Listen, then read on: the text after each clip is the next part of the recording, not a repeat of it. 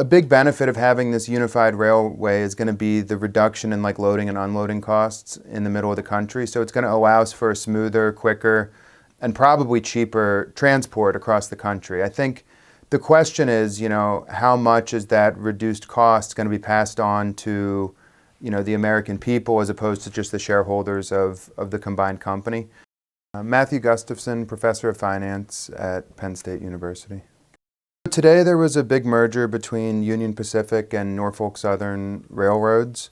And one of the things that did was created a uniform railroad system that goes the whole way across the country.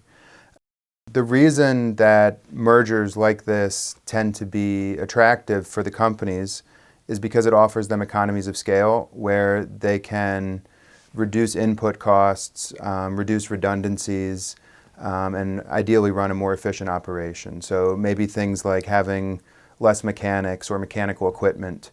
In the case of this particular merger, I think a big benefit is that there's going to be less loading and unloading costs in the center of the country, I think around Chicago, where a lot of these transfers between railroads occur.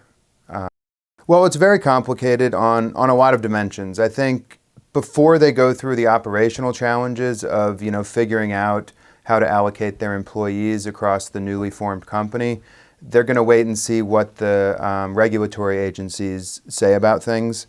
It's the Surface Transport Board that focuses on rail mergers. So it's not going to be the DOJ or the FTC or some of those bigger agencies that you would think of, but it's a specific board to look at this. And what these regulatory agencies are going to focus on is they're going to weigh the costs and benefits of the mergers sort of broadly to the American people on some level.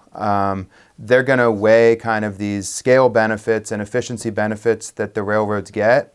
And they're going to think about how those benefits might be passed on to customers.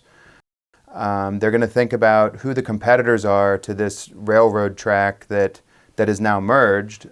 Maybe they will say that, now rail is going to be better able to compete with air transportation, and therefore there's going to be some cost savings to people who want to ship things across the country.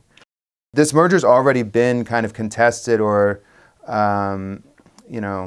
argued to not be ideal by a large labor union. So they're going to be worried about maybe this unity of companies being, having more negotiating power over labor and affecting kind of the outcomes of the employees.